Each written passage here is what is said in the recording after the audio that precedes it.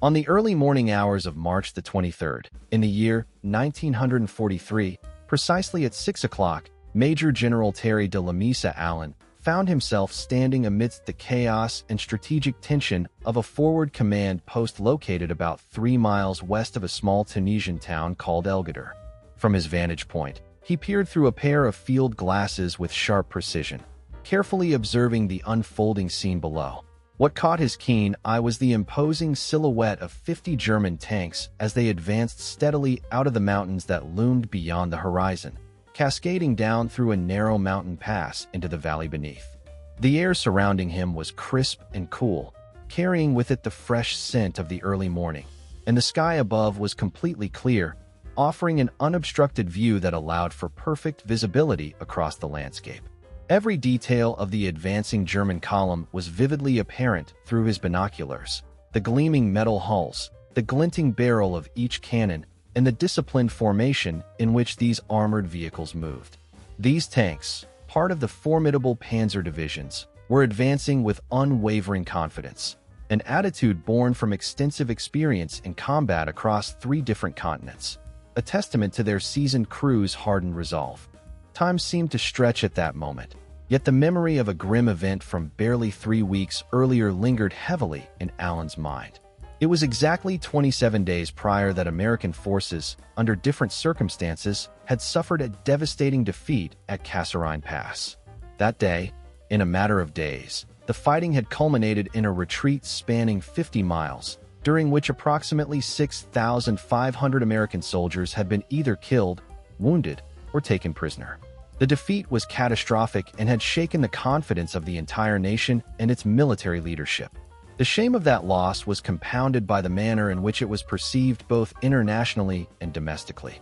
The Germans, seizing upon the opportunity, openly called American soldiers cowards, mocking their courage and resolve. Meanwhile, their British allies questioned whether the Americans possessed the resilience and fighting spirit necessary to withstand the brutality of war. Back home, American newspapers reported the disaster in stark, uncompromising terms, emphasizing the humiliation and casting doubt on the nation's capacity to sustain a victorious war effort. Such a humiliating episode threatened to undermine the credibility of the United States' entire strategy, calling into question whether their military leadership and soldiers could meet the brutal demands of modern warfare. Despite this dark chapter, the tide was beginning to turn. The very soldiers who had been beaten and pushed back in Kasserine Pass had rallied and established fortified positions across the El Guettar Valley, tasked with an urgent mission to halt the advance of the German 10th Panzer Division. Major General Allen, who had been in command of the 1st Infantry Division, famously known as the Big Red One because of the distinctive insignia adorning their uniforms, had held that position for 9 months. During that period, he had spent countless hours training his men, preparing them for the chaos and brutality of combat. They had undergone rigorous drills in various training camps scattered across the United States, traveled across the Atlantic by ocean transport ships to reach Europe, and then further prepared in staging areas in Britain and North Africa. Allen was intimately familiar with his troops' capabilities, their strengths, and their vulnerabilities alike. He understood that many of these soldiers were still largely untested, green recruits who had yet to prove themselves in battle.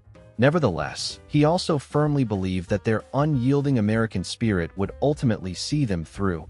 Americans, he knew, did not give up or abandon their post, regardless of how daunting the enemy might appear. The critical question was whether anyone else could recognize the potential of his division. Given proper guidance, a sound doctrine, and a genuine opportunity to fight, Allen was convinced that his men could demonstrate what they were truly capable of. The German assault was executed precisely as American intelligence had anticipated. The enemy unleashed a coordinated mechanized attack, a devastating combination of Mark IV Panzer tanks, heavy tank destroyers, and armored half-tracks transporting infantry units. The kind of complex, combined arms assault that had crippled Poland within 3 weeks and overwhelmed France in just 6. It was the very style of warfare that had overwhelmed early Allied defenses and previously driven American forces back during their retreat at Kasserine Pass less than a month earlier.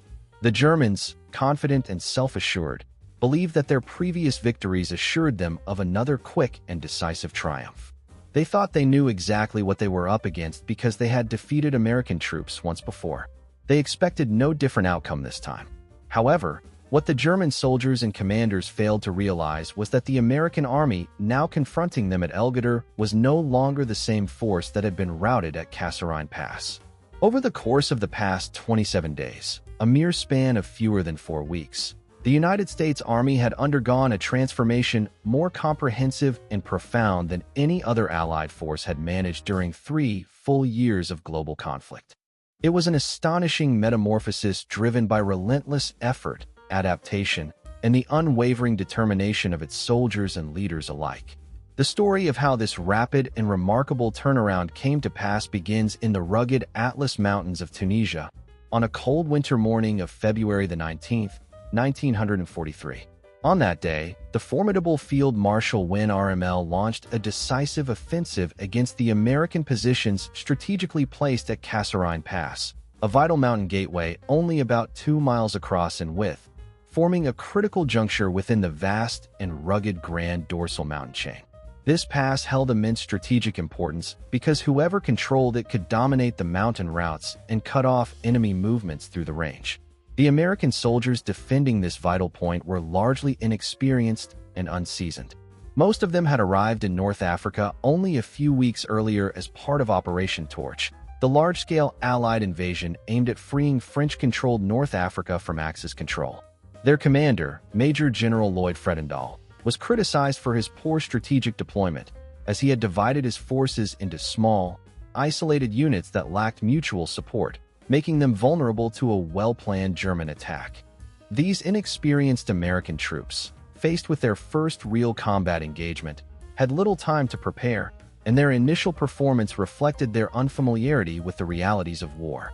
Nevertheless, they held their positions against the German assault, fighting fiercely despite their lack of battle-hardened experience, under the command of troops who would soon learn the harsh lessons of combat in the unforgiving Algerian and Tunisian terrain.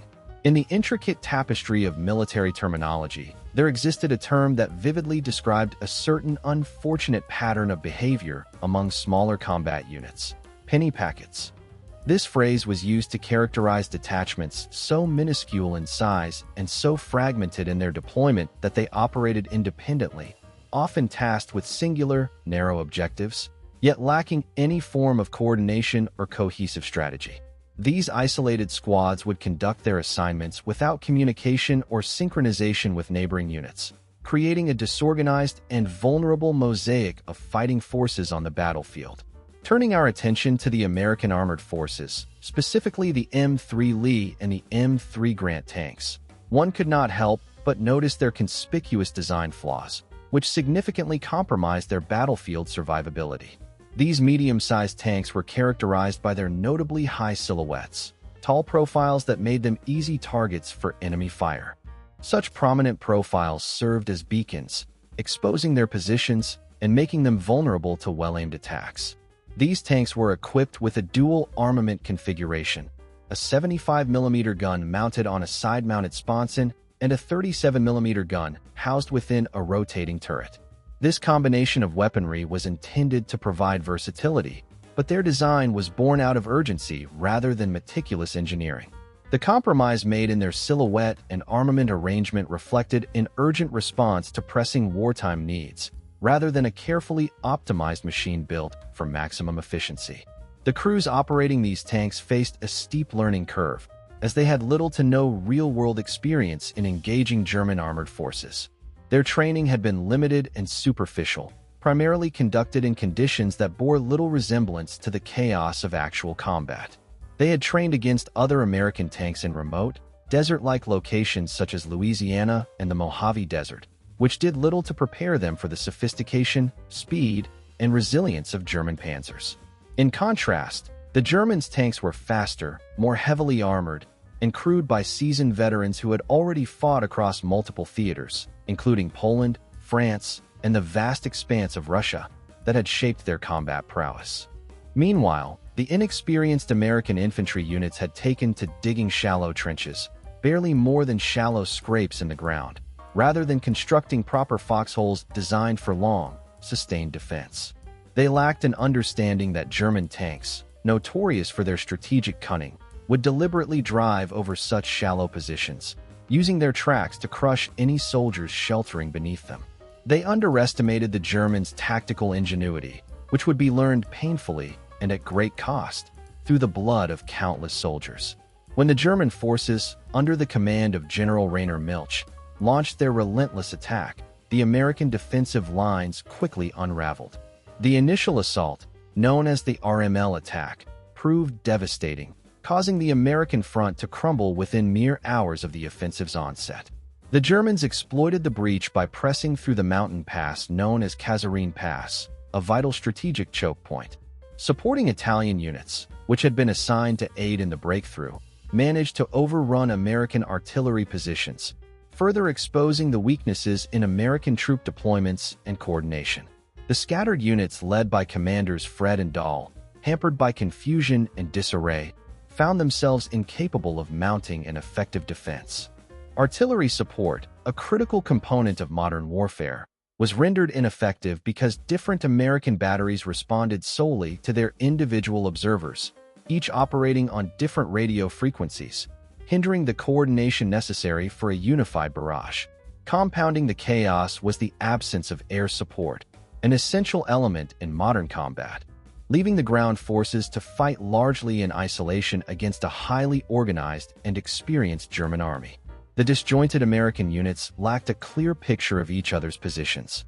Some units, desperate to retreat, mistakenly withdrew into the very areas already occupied by German forces, turning strategic retreats into further entrapments. By the night of the 16th of February, the toll on American forces was staggering. Approximately 1,600 men had fallen, nearly 100 tanks had been destroyed, along with 57 half-tracks, vehicles designed for troop and equipment transport, and 29 artillery pieces. The retreat that followed was prolonged, lasting an additional 5 days, during which the German offensive, under the command of Rainer Milch, advanced approximately 50 miles deeper into Allied-held territory. Several towns fell into German hands, names like Bossed, Spittler, and Farana, each capture marking a symbolic and strategic blow to the Allied defenses. American soldiers, overwhelmed and demoralized, abandoned significant quantities of equipment, supplies, and fortified positions in their hasty retreat. Even the British forces, which had been fighting alongside Americans, could not escape unscathed. Their units, caught in the same wave of defeat, retreated and lost all 11 of their tanks, their armored backbone in this campaign. As the German advance ground to a halt by the 22nd of February, the casualties for the American side amounted to approximately 6,500 men, of whom around 300 had been killed, 3,000 had suffered wounds, and an equal number, another 3,000, were officially listed as missing in action. The material losses were just as substantial: 183 tanks, over 500 trucks and other motor vehicles, 104 half-tracks, and a total of 208 artillery pieces disappeared from American inventory. German casualties, comparatively, were markedly fewer, totaling about 989 men wounded or killed, and their tank losses amounted to 34. This defeat marked the most severe military setback for the United States Army during the entire course of the Second World War. Such a significant loss cast doubts over American military competence in the eyes of both allies and adversaries alike. The British military leadership raised questions about the effectiveness of American fighting ability, while German officers mocked the Americans' tactical and operational performance openly. Among the German commanders, Field Marshal Albert Kessler, who was in command of German forces operating throughout the Mediterranean, went so far as to inform Adolf Hitler that American soldiers suffered from inadequate training and leadership, criticizing their lack of experience and strategic discipline. The defeat at Kasserine Pass ignited a profound crisis within the American war effort. It forced a fundamental reassessment of the United States' capabilities and strategy in the theater. General Dwight Eisenhower, who was serving as the Supreme Allied Commander in North Africa, faced a pressing and daunting question.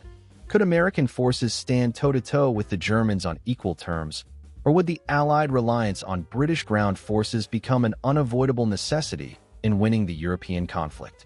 This dilemma loomed large because the outcome of that question would shape the entire strategic blueprint of the Allies for the duration of the war. If American forces, in their current state, could not effectively confront and defeat the German army in North Africa, then the Allies would need to depend heavily on their British counterparts to carry the burden of ground operations in Europe and the Mediterranean. The stakes were high, and the answer to this critical question would influence the decisions and tactics that would ultimately determine the trajectory of the Allied war effort across multiple theaters of combat. The question of how one could place their trust in forces that seemed incapable of leading a successful invasion of France was a pressing concern during this critical period of the war. At that time, Winston Churchill, the British Prime Minister, harbored doubts about the effectiveness of American military capabilities. His skepticism was grounded in the series of setbacks and failures that characterized the early American efforts, especially after the disastrous encounter at Kasserine Pass. As events unfolded, Churchill's doubts appeared to be validated by what had transpired. Meanwhile, high-ranking British commanders such as Bernard Montgomery and Archibald Alexander had reached a stark conclusion based on their observations. They believed that American troops were poorly trained, insufficiently led, and fundamentally unprepared to be effective soldiers in combat.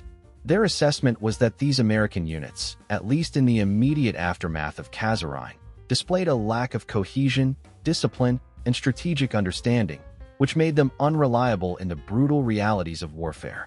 Moreover, they feared that these deficiencies would not be remedied quickly or easily, casting doubt on the Americans' potential to contribute meaningfully to the ongoing campaign.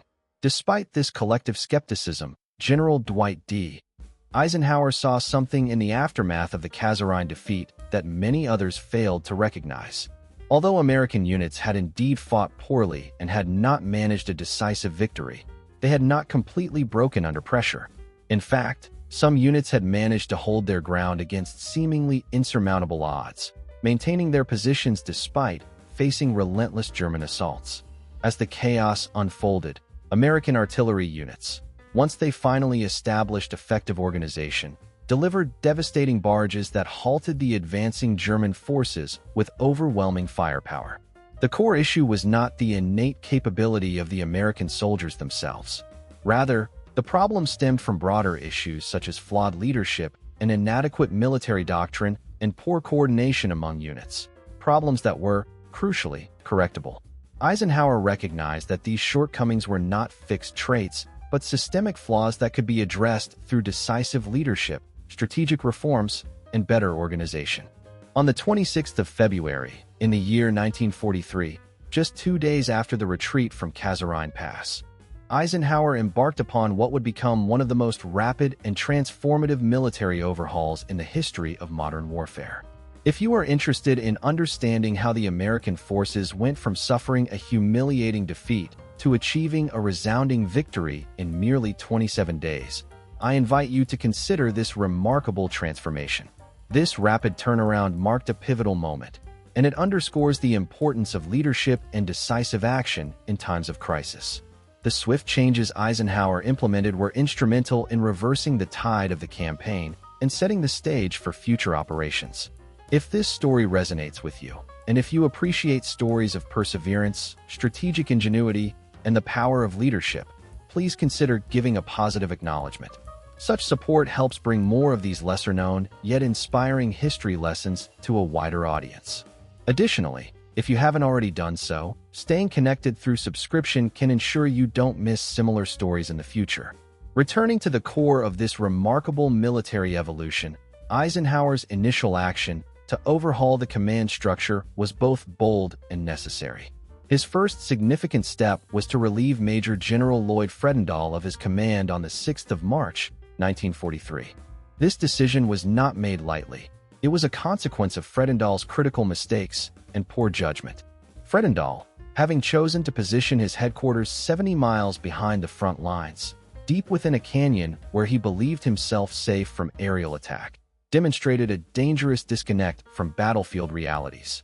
Engineers had gone to extraordinary lengths to create underground tunnels carved into solid rock to serve as bunkers, illustrating Fredendall's desire for safety at all costs.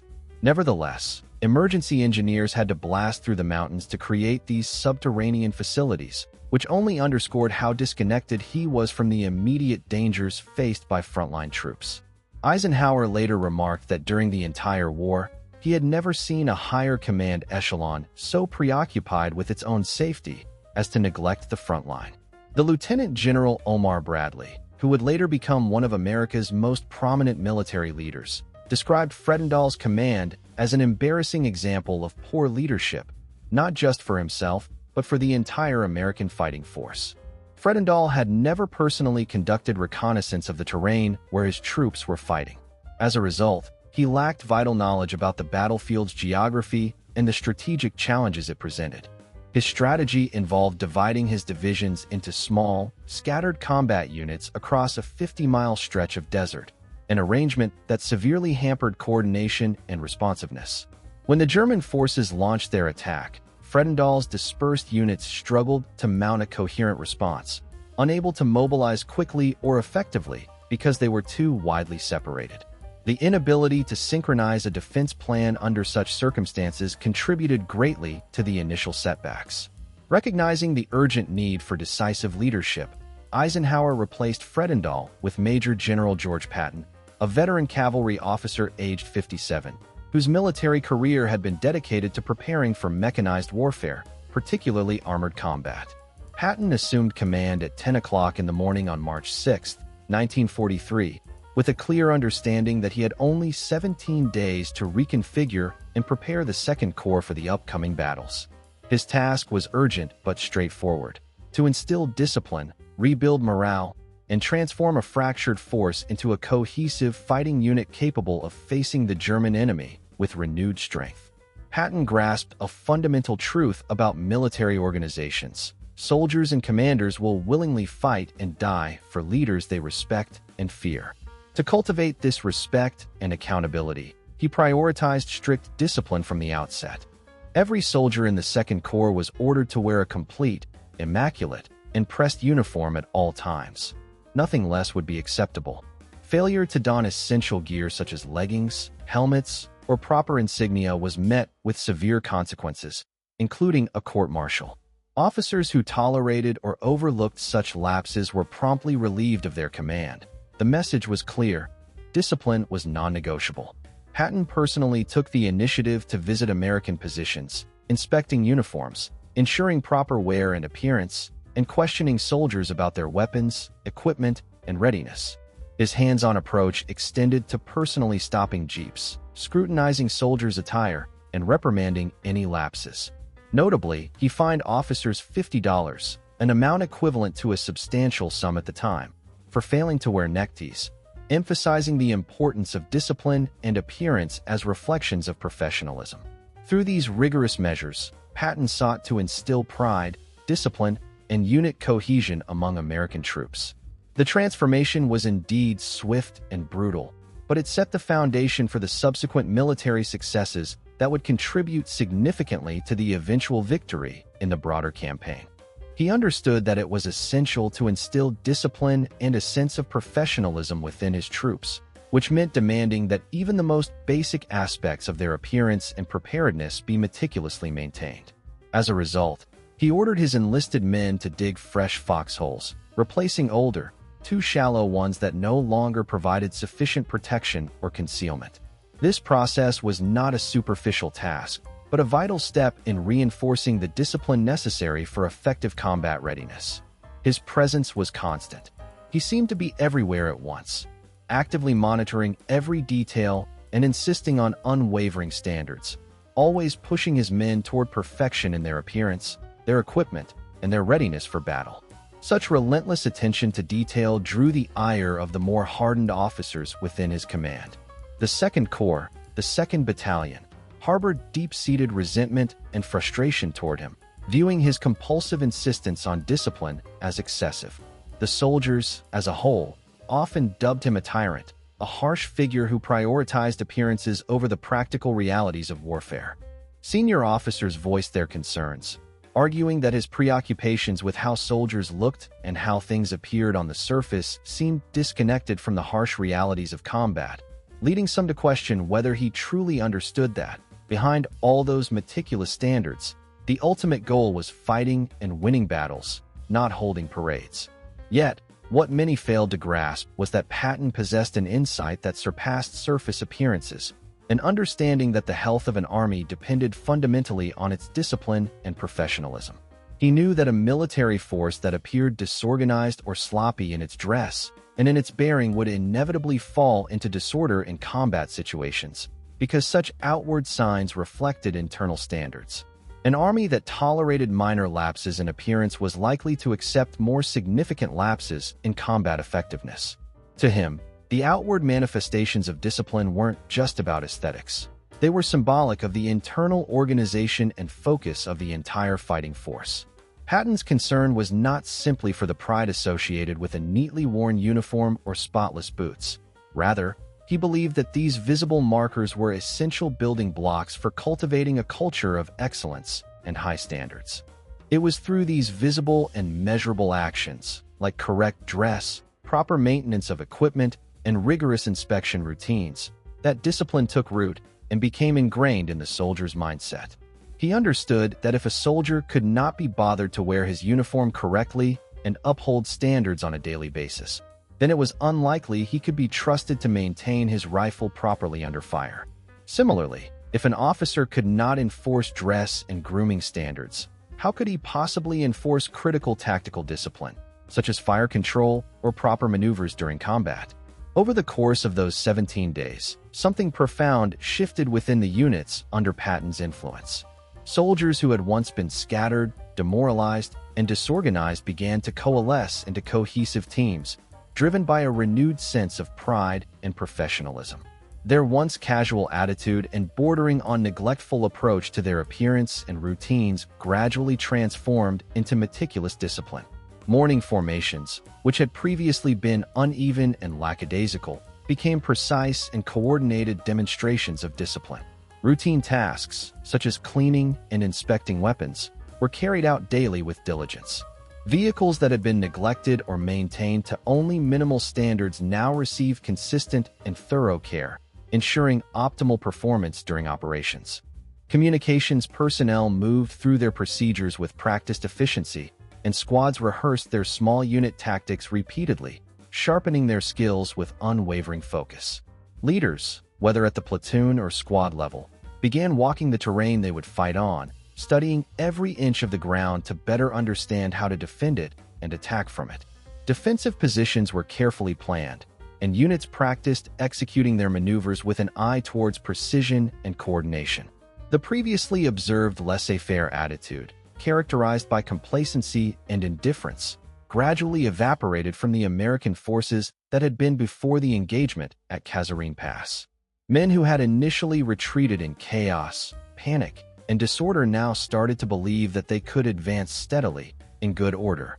Men who had previously felt defeated and demoralized, resigned to failure, began to believe with conviction that victory was within their reach.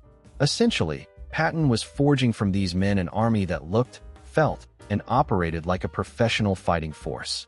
More importantly, he was cultivating a collective belief within the ranks, a genuine conviction that they were capable of triumph. This sense of belief was not purely superficial or superficial optimism.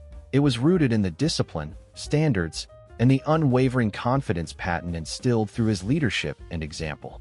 The importance of this belief cannot be overstated because an army that genuinely expects to win fights approaches their missions differently than one that anticipates defeat.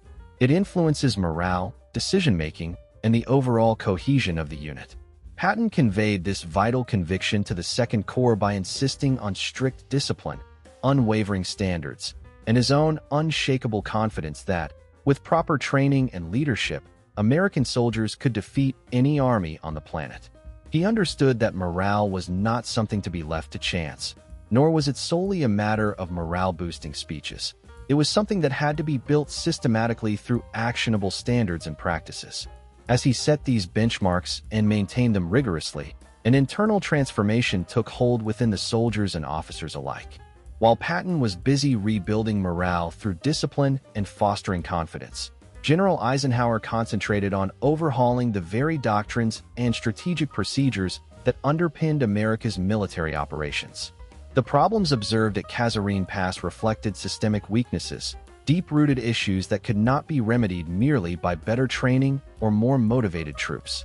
The American artillery, for instance, lacked the ability to deliver massed fires effectively because each battery operated independently, without coordination or unity of command. American armored units often fought in isolated tank engagements rather than concentrating their firepower to overwhelm the enemy. Furthermore, the air support provided to ground forces was poorly coordinated and frequently failed to integrate seamlessly into the battlefield tactics. American commanders showed an insufficient understanding of combined arms warfare, a modern approach that integrates infantry, armor, artillery, and air support into a cohesive fighting force. These deficiencies weren't problems that could simply be solved by improving individual soldiers or units. They required fundamental changes in tactics, procedures, and organizational structures, new ways of thinking about and conducting warfare. Recognizing this, Eisenhower assembled his dedicated staff and gave them a clear, decisive order to rectify these systemic flaws as quickly as possible. His directive was straightforward yet intensely challenging. Fix everything fast. The first priority was to reform artillery because it remained America's most potent asset. American artillery pieces were of excellent quality, robust, accurate, and reliable. Additionally, ammunition supplies were abundant, and the soldiers operating the artillery were highly trained. The principal issue lay not in the equipment or the personnel, but in the way these units coordinated their efforts on the battlefield. Only through these reforms could they attain the seamless, combined arms approach necessary to compete with the most advanced and cohesive armies in the world. Before the pivotal engagement at Kasserine Pass, the organization and operational procedures of the American artillery units were markedly different from the more cohesive and flexible system employed by their German counterparts. Each individual artillery battery under American command was tasked with its own specific responsibilities, and these units operated on separate radio frequencies, which meant that their coordination was inherently limited. For example, when a forward observer attached to the 3rd Battalion needed to call in artillery fire, he was restricted to communicating exclusively with the batteries belonging to that same 3rd Battalion. Even if the 2nd Battalion's artillery was geographically closer to the target or had more advantageous firing positions, the observer couldn't utilize their firepower. This fragmented command structure prevented the American artillery from executing coordinated, large-scale bombardments, which were crucial in overwhelming enemy defenses. Instead, American fire missions remained isolated and less effective, lacking the power of concentrated fire that could have been achieved through better integration. In contrast, the German artillery system offered a much higher level of tactical flexibility. German forward observers could issue fire commands to any available battery within operational range, regardless of their unit designation. This capacity enabled the Germans to swiftly and suddenly concentrate firepower from multiple batteries on critical points, delivering devastating, overwhelming bombardments with relative ease. Such concentrated fire could rapidly weaken enemy positions, tanks, or command centers, turning the tide of battles in their favor. This difference in coordination was a significant factor in the effectiveness of German artillery and played a vital role during the battles at Kasserine Pass.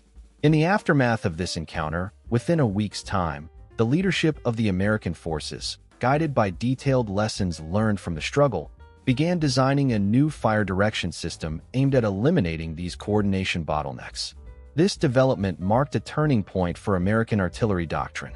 The new system was intended to enable integrated fire planning across multiple batteries, transforming individual units into a cohesive, synchronized fire support force. However, implementing this structure was a formidable technical challenge. The various batteries used diverse radio frequencies, often incompatible with each other, which made communication and coordination complex. Additionally, fire direction centers, the nerve centers managing artillery fire, employed differing procedures, leading to confusion and delays. Artillery officers, who had previously been trained solely to command their own batteries independently, had to adapt to a broader perspective. They needed to think beyond their immediate unit, recognizing artillery as a core element of the larger operational effort rather than a collection of isolated batteries. Overcoming these hurdles required considerable innovation. The solution involved deploying new, more advanced radio equipment capable of bridging the communication gaps between batteries. Equally important was the overhaul of training programs to familiarize officers with the new procedures, emphasizing rapid, coordinated fire missions across multiple units. Most critically, it necessitated a fundamental shift in mindset. Officers needed to adopt a mindset that regarded artillery as a strategic, versatile asset that could be controlled at a corps level rather than solely at the battalion level. By the early days of March, these revised procedures had begun to be tested in valorous training exercises designed to refine their effectiveness. By the middle of the same month, when a second corps was sent back into combat, the artillery battalions had already started practicing these coordinated fire missions in real battlefield scenarios. The results were tremendously encouraging. The American artillery's overall effectiveness improved substantially, especially in situations where large units maintained concentration rather than dispersing into isolated segments. The strategic impact of these improvements was particularly pronounced at the significant battle site of Guettar. The effect was so profound that it altered the very nature of artillery engagement and battlefield dynamics, enabling the Americans to deliver more powerful and precise fire when and where it was needed most. Meanwhile, reforms within armored forces proved to be even more complex due to differing doctrinal foundations. Prior to the development of these new procedures, American tank doctrine had been rooted heavily in a traditional, cavalry-inspired approach. The prevailing doctrine emphasized tanks primarily as standalone weapons for tank-versus-tank combat, an outlook inherited from the cavalry tradition that emphasized direct engagement and individual confrontation.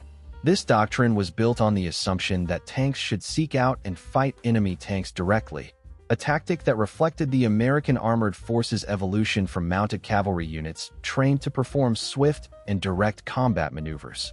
This cavalry-based mindset influenced the way American commanders deployed their armored units. Tanks were often sent forward to engage German panzers in direct combat, with minimal coordination. Such engagements played naturally into German strengths. The German tank crews had accumulated 3 full years of combat experience across multiple theaters, beginning with their invasion of Poland in 1939, followed by operations in France in 1940, and then extensive fighting on the Eastern Front in Russia from 1941 onwards. This vast combat experience allowed German tank commanders to master sophisticated tactics, efficiently maneuvering through terrain, concentrating their firepower on weak points, exploiting gaps in enemy formations, and employing coordinated group tactics to outflank and overwhelm their opponents. In stark contrast, American tank crews lacked combat experience of such depth. Their training primarily took place in the arid deserts of California and the flat plains of Texas, simulated against American tanks rather than facing real German vehicles in actual combat situations. When American tanks engaged German forces at Kasserine Pass, they were often advancing in straight lines, fully exposed on their flanks, and fighting as isolated units rather than as coordinated, combined arms teams. These tactical shortcomings resulted in heavy losses, with many tanks being destroyed individually without adequate support or tactical coordination. Recognizing the critical lessons from this defeat, Eisenhower's staff undertook a thorough revision of American armor doctrines. They understood that the existing strategy, focused on tanks as the primary weapon for fighting other tanks, was fundamentally flawed given the realities of modern armored warfare. The new doctrine redefined the role of tanks, emphasizing their employment as mobile fire support units that would work in close conjunction with infantry and other supporting elements. Under this revised concept, tanks would no longer operate independently or solely rely on individual combat prowess. Instead, they would advance alongside infantry units, utilizing terrain for cover, disabling enemy tanks with support from artillery and tank destroyers, and maintaining tight coordination to prevent falling into the German advantage of experience and tactics. The strategic shift also placed a higher value on tank destroyers rather than traditional tanks, when confronting German armor. These specialized vehicles were designed explicitly to counter enemy tanks and were expected to engage German panzers more effectively from a distance. This coordinated approach aimed to leverage the strengths of American forces more efficiently, minimizing unnecessary losses and increasing the likelihood of success in encounters such as those at Kasserine Pass. Ultimately, the lessons learned during this hard-fought battle prompted a comprehensive overhaul of American armored tactics, aligning them with the realities of modern combined arms warfare and setting the foundation for more effective armored operations in the battles that lay ahead. This event marked a turning point in the evolution of American military strategy during World War II, representing a profound shift in how the U.S. Army approached armored warfare and battlefield coordination. Previously, the tactical doctrine centered around the concept of creating specialized units known as tank destroyer battalions, which were meticulously designed and equipped specifically for the purpose of engaging and dismantling enemy tanks. These battalions boasted high-velocity guns, mounted on highly mobile platforms, optimized to deliver precise and powerful strikes against formidable German armored forces. Their primary role was to act as mobile anti-tank units capable of swiftly responding wherever German tanks appeared on the battlefield. However, during the critical engagement at Kasserine Pass, it became painfully evident that this approach needed substantial revision. Rather than operating as cohesive, disciplined battalions, these specialized tank destroyer units had been disbanded and their components scattered across the vast battlefield in smaller segments, often as individual platoons. Such dispersion allowed German forces to exploit vulnerabilities. Individual platoons could be overwhelmed, bypassed, or encircled, rendering them ineffective on the strategic level.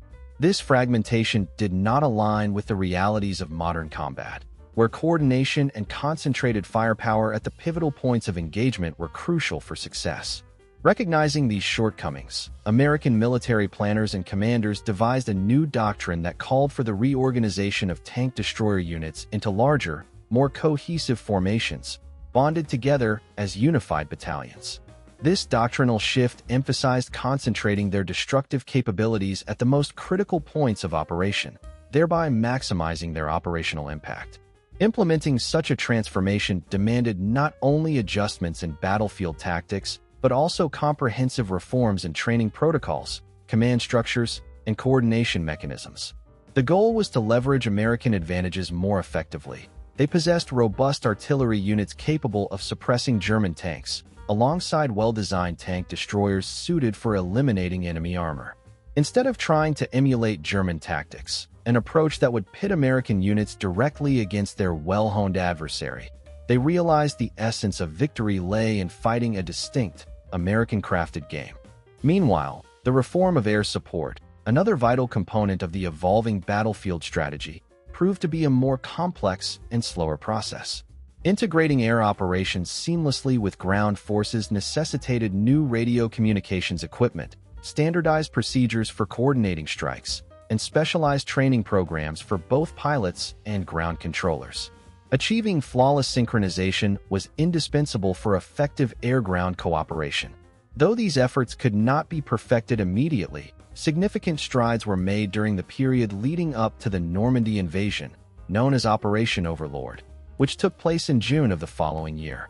The groundwork for this integration was laid much earlier, beginning in March of the year 1943, when General Dwight D. Eisenhower initiated a series of initiatives to streamline air-ground coordination. One of the key steps was the creation of dedicated air liaison officers, who would be embedded within ground units, acting as vital communication links and facilitators of coordinated action. These officers helped establish standardized procedures for calling in airstrikes, ensuring clear and effective communication channels. Eisenhower's leadership emphasized that controlling the airspace, achieving air superiority, was a fundamental prerequisite for successful ground operations. No American assault would be launched unless the skies above were confidently held and maintained under Allied control, as dominance in the air drastically reduced German retaliation and allowed for safer and more effective ground advances. Simultaneously, the reform of the overall command structure represented one of the most striking and influential changes in strategy. Before the engagement at Kasserine Pass, General Lloyd Fredendall's insistence on dividing his divisions into small, autonomous combat commands had inadvertently played into German hands. These small units operated independently, making them vulnerable to being isolated or defeated in detail by the foe. To counter this, Eisenhower introduced a fundamentally different approach. He emphasized the importance of mass divisions fighting as coordinated entities. Under this new doctrine, large units would operate in unison rather than as fragmented commands, which would allow for greater mutual support, coordinated attacks, and reinforcement capabilities. The reform mandated that combat units remain within the control of their larger divisions, ensuring that they could support each other at critical moments. No unit was to be positioned in a manner that prevented access to reinforcements or resupply from neighboring forces. These structural adjustments were implemented simultaneously with a robust campaign aimed at instilling discipline, led by General George Patton, focused on correcting minor but vital issues such as proper uniform wear and personal appearance.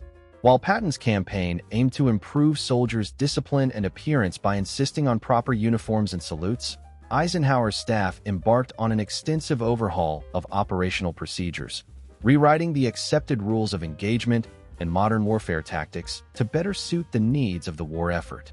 This strategic dual effort, on one side emphasizing discipline and professionalism through Patton's inspections and on the other restructuring the command system, was deliberately coordinated.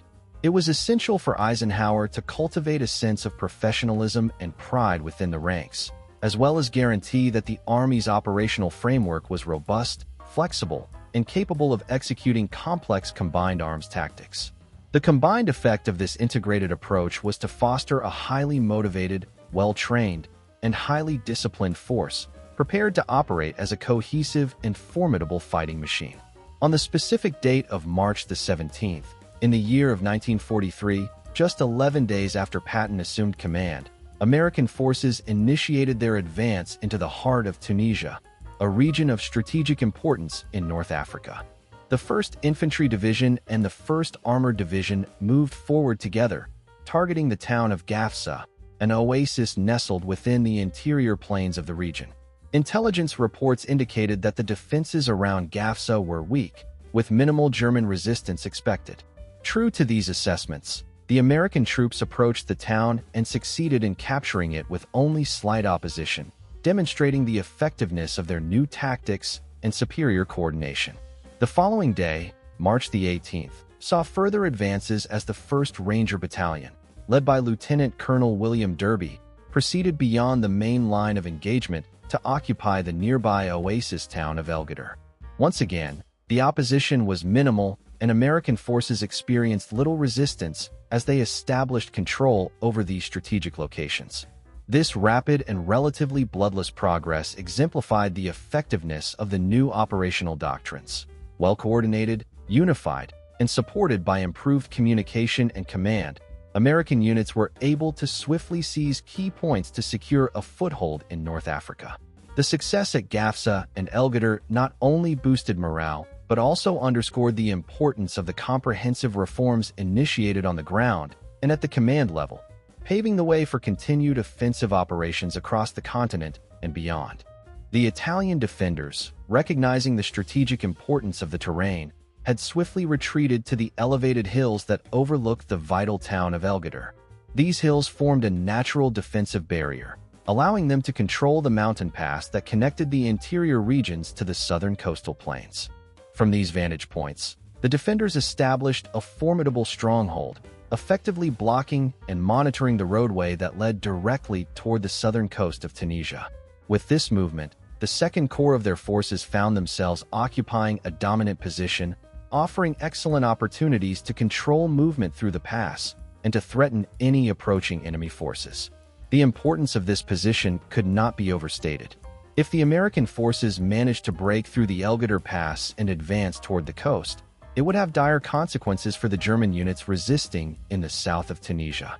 Such a breakthrough would effectively cut off the German forces stationed in that region from their vital supply lines running from the interior and the Mediterranean coast. In essence, these American advances could encircle and trap the German units, leaving them stranded between two advancing Allied armies, one coming from the west, made up of American units, and the other from the east, composed of British troops making steady progress in that direction. This daunting prospect was immediately understood by General Hans-Jürgen von Arnim, who had taken command of the German forces in Tunisia following the departure of the senior officer, RML, on the 9th of March.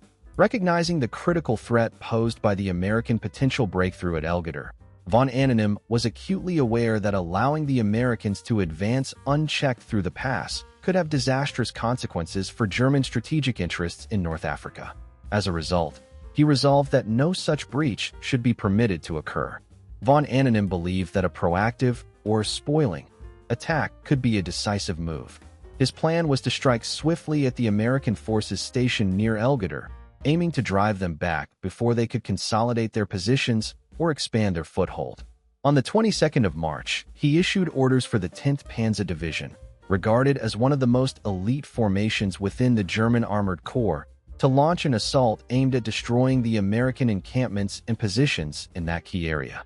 The 10th Panzer Division had earned a notorious reputation through prior combat operations across 3 major theaters of war.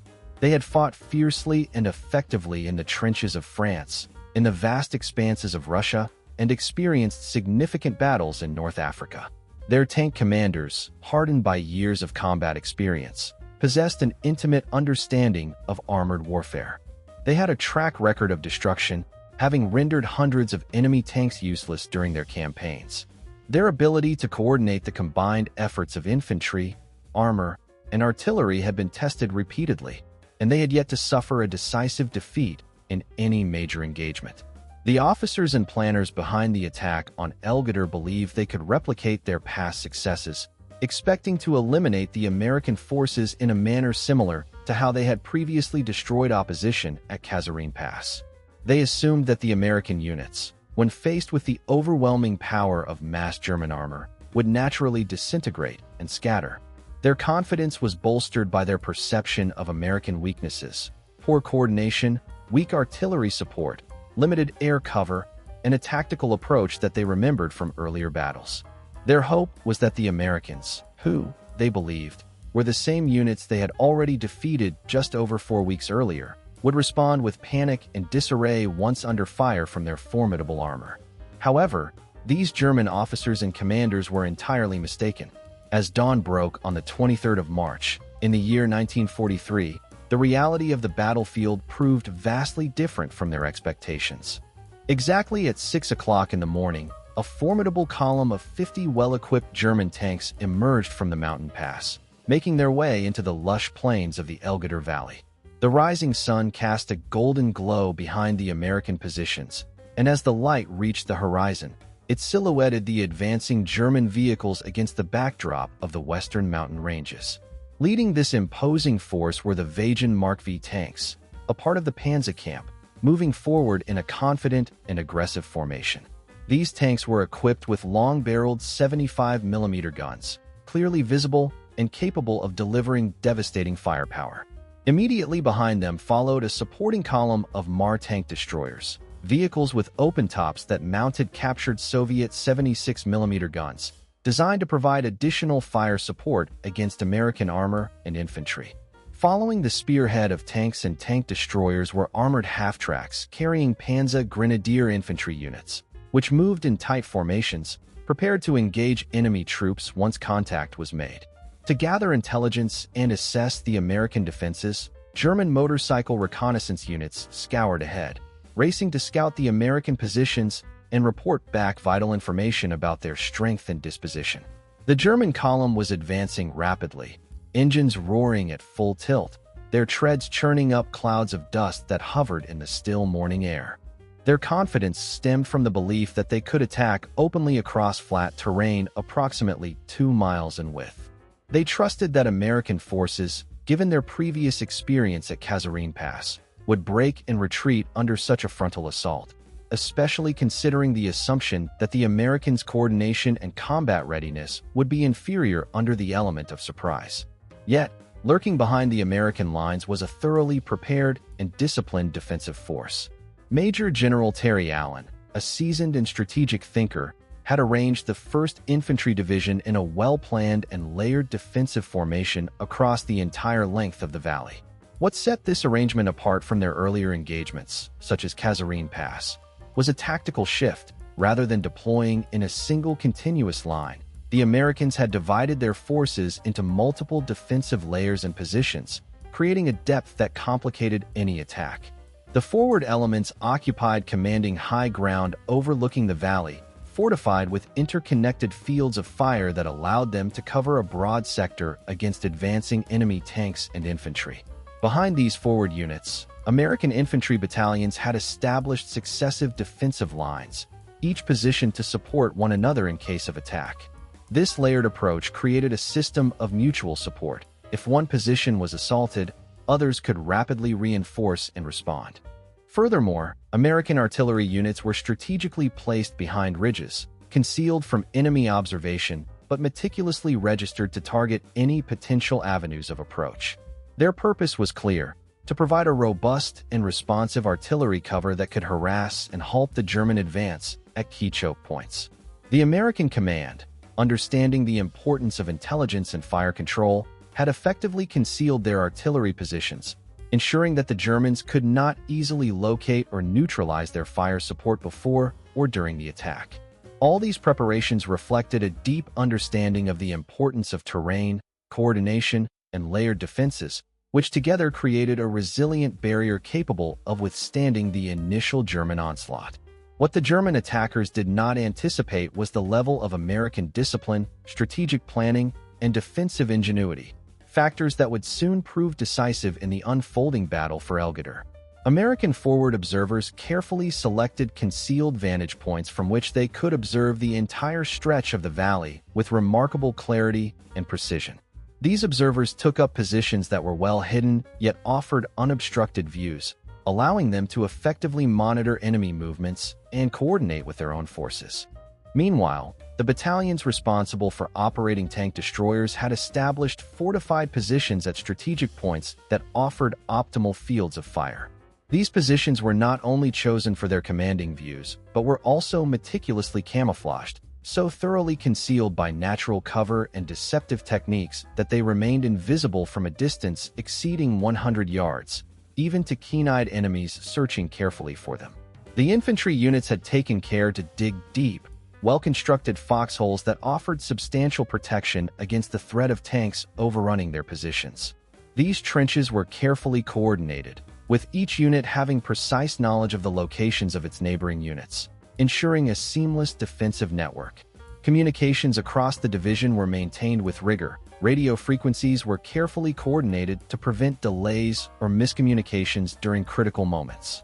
Fire direction centers, the nerve hubs of artillery coordination, had been set up and linked directly via secure communication lines to every artillery battery assigned to the division.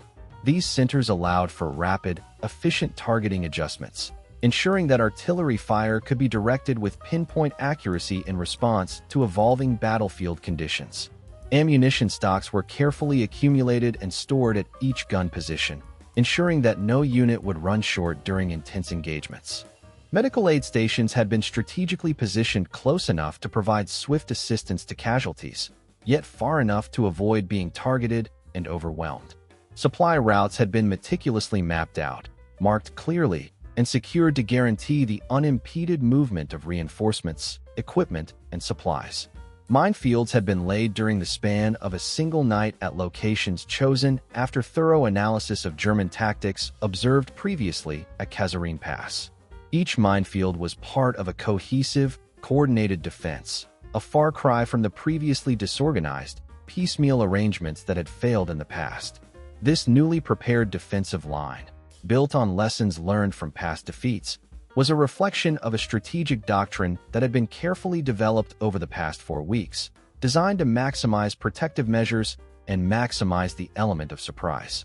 When the German tanks finally moved across the valley floor, they did so with speed, maintaining tight formations and wielding a confidence rooted in their apparent superiority.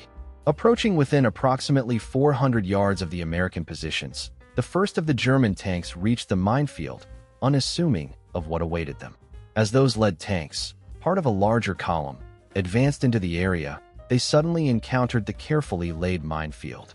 Explosions erupted beneath the chassis of the Panzer tanks, tearing into their undercarriages and rendering them immobilized. Tracks were blown off, and crews scrambled to abandon their vehicles amid the chaos. The entire German column was forced into a sudden slowdown, the formation bunching up as the tanks in the rear hurried to avoid the mine-laden ground. This moment was exactly what the American artillery observers had been waiting for, the perfect opportunity to strike.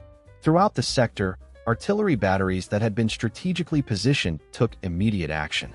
American forward observers, who had been diligently tracking the German column since it entered the valley, relayed detailed information and calculated target ranges, adjusting shots to account for wind and other atmospheric conditions. The fire direction centers coordinated these efforts to ensure even greater accuracy. As the German tanks became jammed and bunched together in the minefield, the order was transmitted: fire for effect. It was issued to every artillery battery capable of reaching the target area, not merely to those assigned to the 1st Infantry Division, but to every battery within range, whether they used 75mm, 105mm, or 155mm howitzers. The barrage that ensued was relentless. It was a continuous, synchronized assault that hammered the immobilized tanks and surrounding targets with devastating efficiency. The initial salvo of shells struck among the halted German vehicles with deadly precision. High explosive projectiles detonated against the steel armor, causing tracks to be shattered, turrets to be disabled, and tank bodies to be rendered inoperable.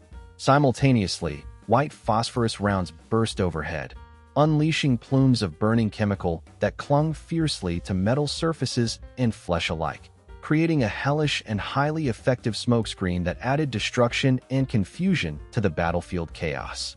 As the first wave of shells exploded, a second barrage was already beginning to land before the first had fully detonated, followed by a third, then a fourth, with the bombardment continuing unabated for exactly 12 minutes. During this relentless attack, any surviving German tanks trying to retreat found their escape routes blocked by the scorched and disabled vehicles, all illuminated by the ongoing artillery fire. Many of the German half-tracks, with their flimsy armor, were consumed by successive strikes of high explosive shells and incendiary white phosphorus. These smaller vehicles, ill-equipped to withstand such sustained artillery assaults, exploded into fragments that scattered deadly shrapnel and flames. German infantry soldiers, many of whom had dismounted to attempt to clear mines, were then caught out in the open with little to no cover available, standing exposed in a landscape suddenly turned into a conqueror's nightmare. Some German tanks, attempting to retreat or reposition, quickly encountered a trap of their own making.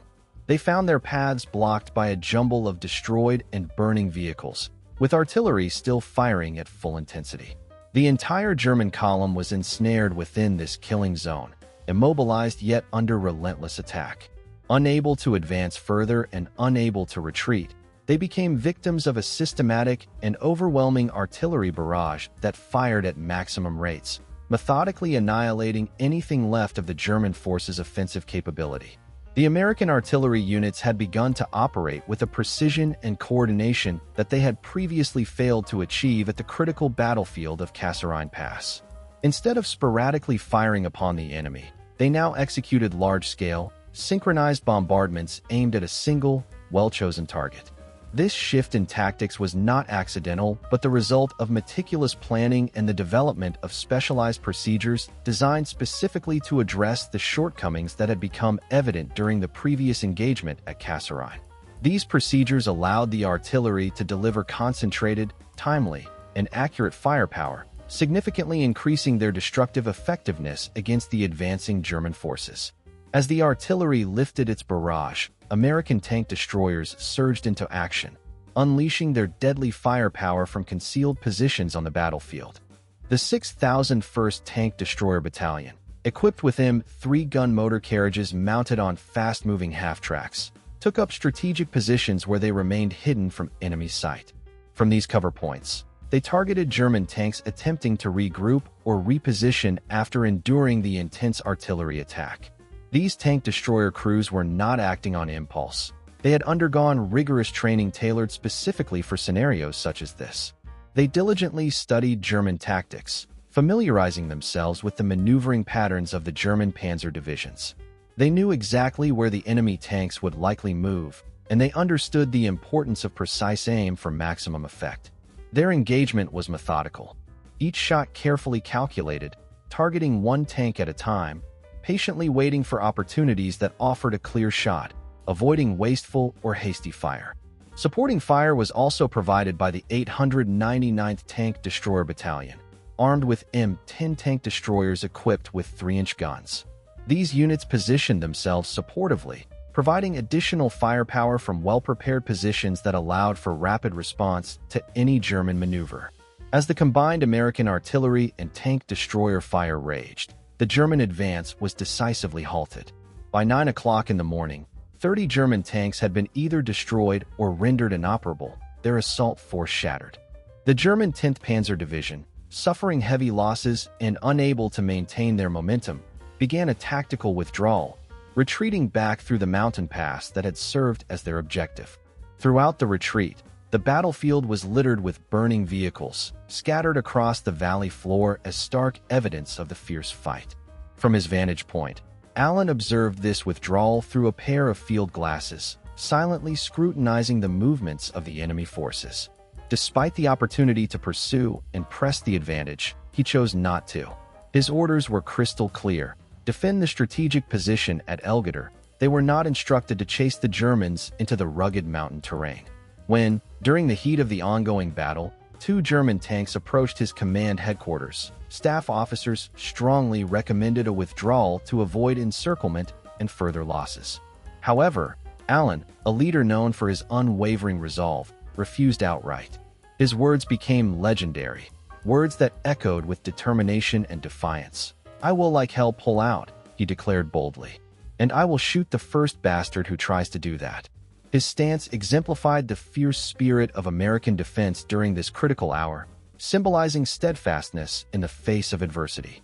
This fierce resistance resulted in a significant victory for American forces, their very first successful defensive stand against German armored units in combat. Yet, despite this victory, the German forces were far from defeated.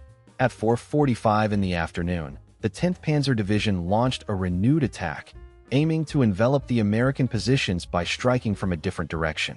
Their intent was to outflank and outmaneuver the defending forces, but the outcome remained largely the same. Once again, American artillery delivered concentrated, heavy fire on the German column, smashing through their ranks before they could close the distance with American infantry.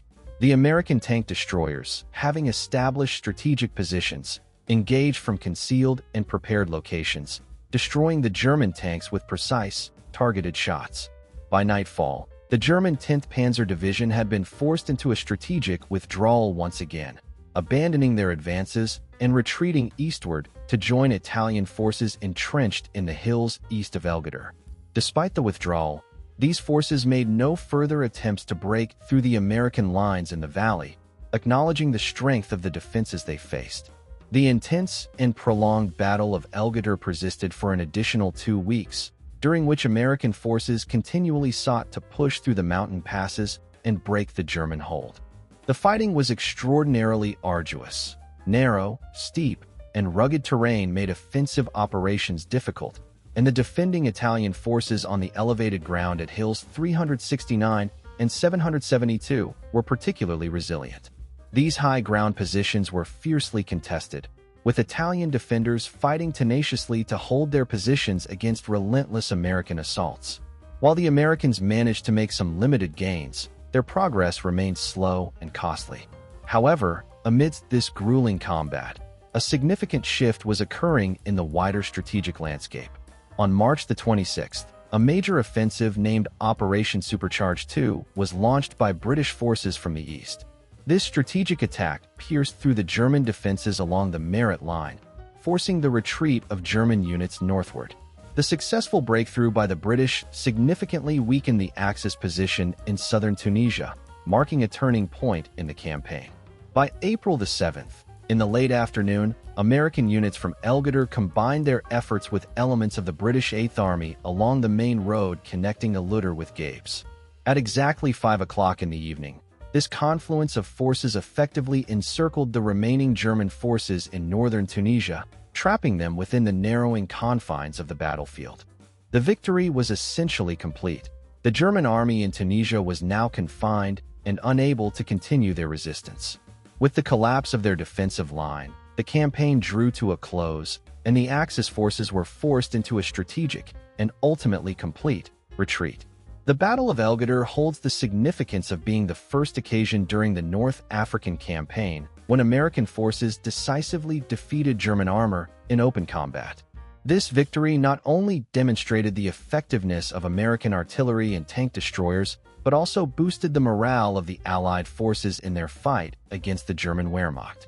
It served as a testament to the growing proficiency and confidence of American combat units, marking a pivotal moment in their military history during World War II. The victory achieved during this pivotal battle served as a definitive validation, a clear and resounding confirmation that every major reform, every strategy change, and every tactical innovation that General Dwight D. Eisenhower had initiated since the moment his forces confronted the formidable challenge at Kasserine Pass had indeed been effective. This momentous win demonstrated that the comprehensive overhaul of military procedures and coordination mechanisms was bearing fruit. In particular, the improved synchronization between different branches of the armed forces had proven to be highly efficient, facilitating smoother and more cohesive operations on the battlefield. The deployment of tank destroyers as cohesive battalion units, rather than dispersing them into isolated platoons, had demonstrated their true potential and proved their worth in combat. Such an approach allowed for more concentrated firepower and better tactical flexibility, which greatly enhanced their effectiveness against enemy armor and infantry alike. Furthermore, the coordination between various arms of the military, infantry, artillery, tanks, and air support, had reached a level of excellence that was remarkable given the circumstances. While there was still room for growth, especially in the realm of air support, which was not yet flawless, significant strides had been made in this area, resulting in a notable improvement from previous offerings. The most crucial evidence of progress, however, lay in the consistent demonstration by American soldiers that they were capable of holding their ground against seasoned and highly trained German forces. It was no longer a matter of doubt. These troops had increasingly proven that they possessed the resilience, discipline, and tactical competence necessary to stand firm even when faced with formidable adversaries. Following the intense and closely watched battle at El Guettar, German commanders visibly altered their perceptions of American troops. Where once they might have dismissed them as inexperienced or even cowards, the German military leadership now recognized their soldiers' capabilities. The shift in attitude was palpable enough that, from that point onward, German officers stopped referring to American soldiers with disparaging labels. Their skepticism was replaced by a grudging respect, which, though not freely given, was nonetheless genuine and undeniable. Intelligence reports from various fronts also began acknowledging the tactical acumen of American forces. These reports painted a picture of competent, adaptable, and increasingly effective fighters, capable of executing complex maneuvers and maintaining discipline under pressure. The American forces' rapid recovery and subsequent success after their initial shock at El Guettar were documented in meticulous detail by Rommel, who had been recalled to Germany approximately 2 weeks before the battle. In his official reports and papers, Rommel noted that American units had demonstrated an extraordinary ability to regroup, analyze their failures, and swiftly adapt their tactics. They managed to close the gaps in their defenses and stem the tide of German advances with surprising speed and efficiency. Their resilience during that critical period was notably impressive, especially considering the steep learning curve faced by a relatively new and still maturing military force. What made this rapid and substantial transformation all the more astonishing was not just that it occurred, but how quickly it happened. The period between the battles at Kasserine Pass and El Guettar was astonishingly brief, precisely 27 days. During this span, the Second Corps underwent a thorough overhaul. It replaced its former commander with a new leader more suited to the urgent demands of the situation, revised its operational doctrines to incorporate the lessons learned from earlier failures, retrained its soldiers to ensure full comprehension and effective execution of new tactics, and then demonstrated that these changes had indeed taken root through actual combat effectiveness. In less than a month, this entire process had been completed, and the results were unmistakably clear. No other Allied army had managed to undertake such a comprehensive and rapid adaptation in such a short time frame. For comparison, it generally took the British Army several years to develop and implement effective combined arms tactics following their early defeats in France and North Africa. The Soviet forces, after enduring the brutal German invasion beginning in June of 1941, took approximately 18 months to develop operational competence at Stalingrad. Even the Germans, renowned for their swift and innovative blitzkrieg tactics, had relied on extensive combat experience in Poland and France to refine their strategies. Conversely, the American Army managed to achieve this level of tactical mastery in less than 4 weeks, a testament to their extraordinary capacity for rapid learning and organizational flexibility. The reasons behind this exceptional rate of adaptation were systemic, deeply interconnected, and rooted in both organizational culture and strategic mindset. Foremost among these was the American military's unflinching acknowledgement that they faced serious problems.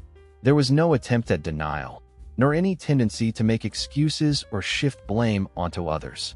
This candid recognition of deficiencies was unusual and noteworthy, especially considering the often defensively oriented military cultures of many nations.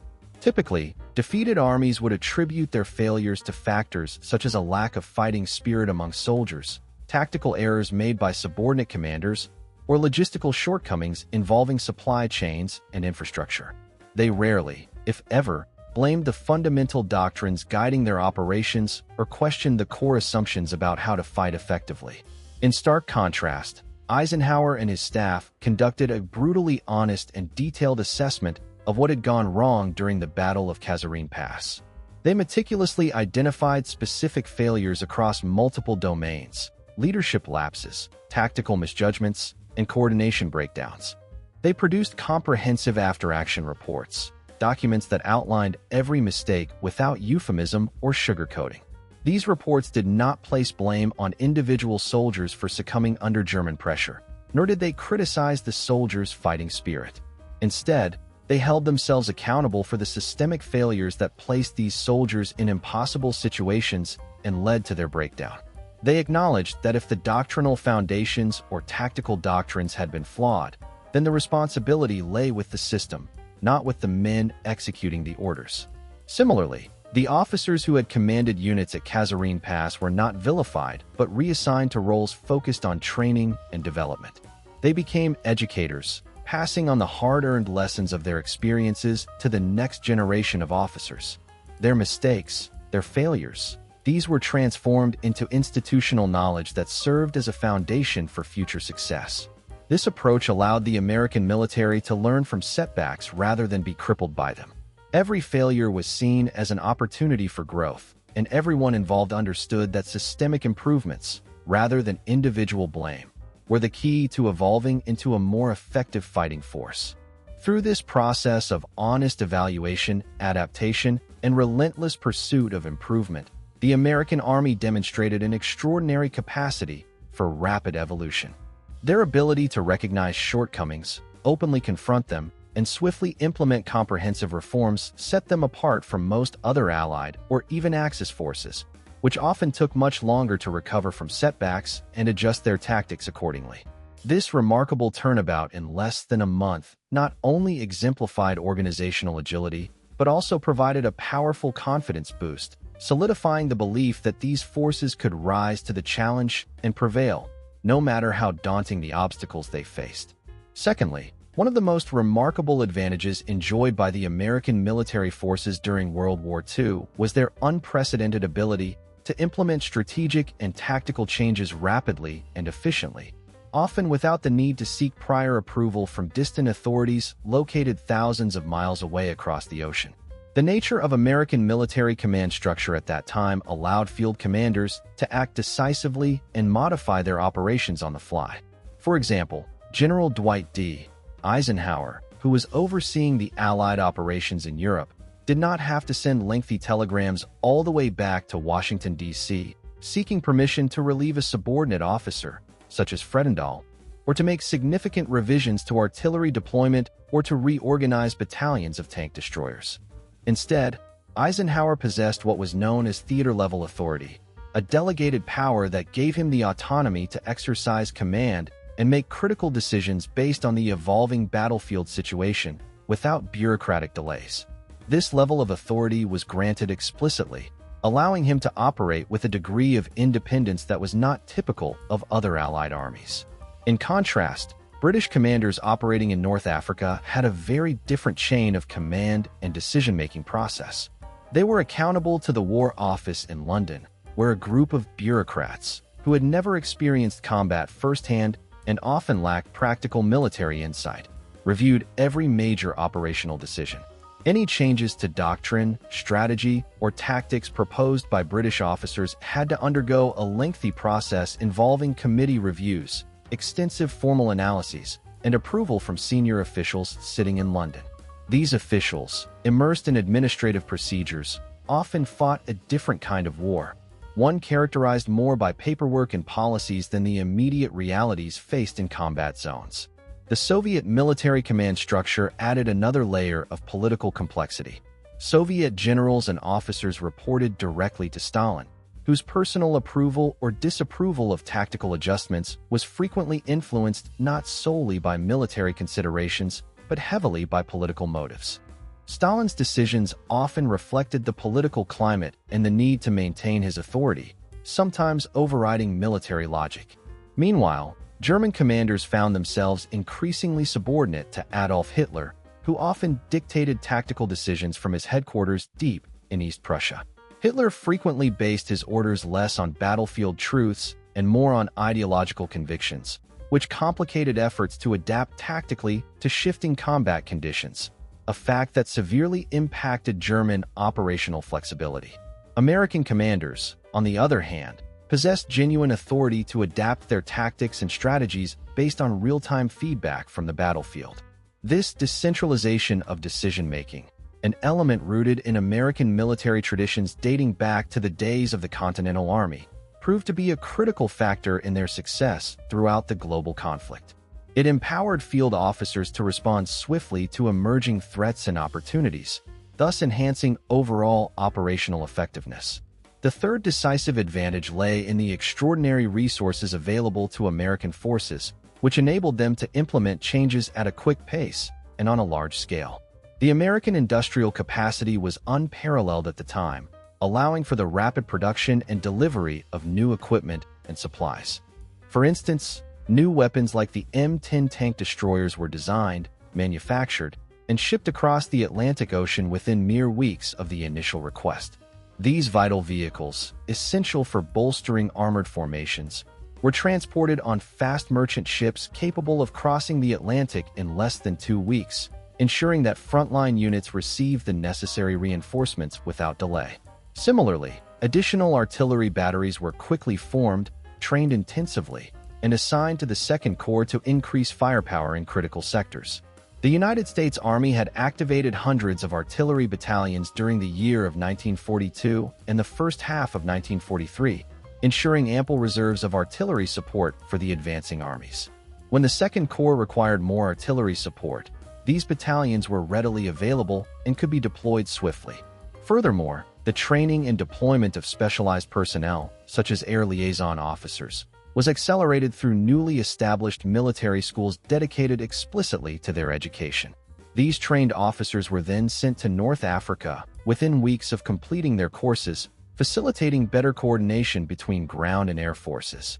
In addition, modern radio equipment, virtually non-existent in January of the same year, began mass production in February, and large quantities of this vital communication technology were distributed to units by March. This rapid technological advancement and deployment significantly improved command and control capabilities on the battlefield. The entire American industrial infrastructure actively supported these military reforms, producing everything necessary to sustain and expand fighting efforts.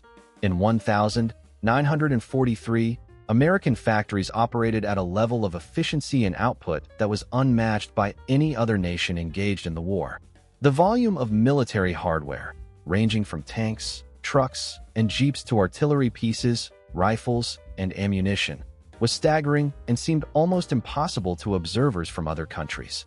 U.S. factories rolled out these essential supplies in such immense quantities that it created a tangible advantage for American and Allied forces. The supply chain extended to uniforms, medical supplies, food, and countless other items, all produced in continuous and massive streams to meet the growing demands of the war effort.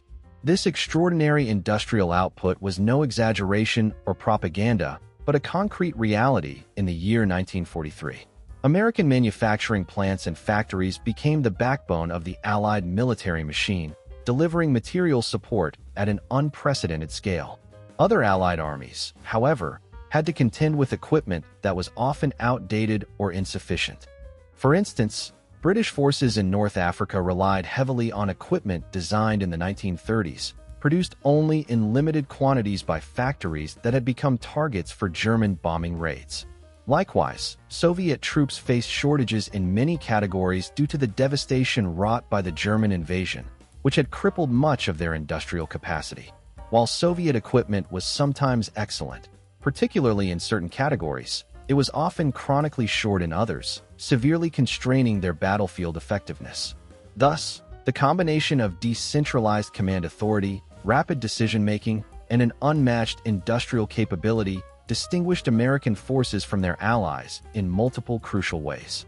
It enabled them not only to adapt swiftly to the dynamic conditions of modern warfare, but also to sustain sustained and overwhelming logistical support, ensuring their ability to maintain momentum and achieve victory. By the year of 1943, the German military forces were faced with a series of increasingly severe shortages across multiple vital supply categories. Not only were fuel supplies diminishing rapidly, but ammunition stocks were also running dangerously low. The availability of replacement vehicles, which had once been plentiful, was beginning to waver under the weight of persistent wartime strain. This scarcity was not happening in isolation. It was largely driven by the relentless onslaught of Allied bombing campaigns, which targeted German industrial centers with relentless precision. These aerial assaults effectively strangled the ability of German industries to produce, repair, and replace essential war materials, creating a significant logistical bottleneck. In stark contrast to their adversaries, American military forces enjoyed a considerable advantage in terms of material abundance and logistical support. They could, almost at will, request new equipment, whether that meant additional vehicles, advanced weapons systems, or other necessary supplies, and these requests were typically fulfilled with remarkable speed.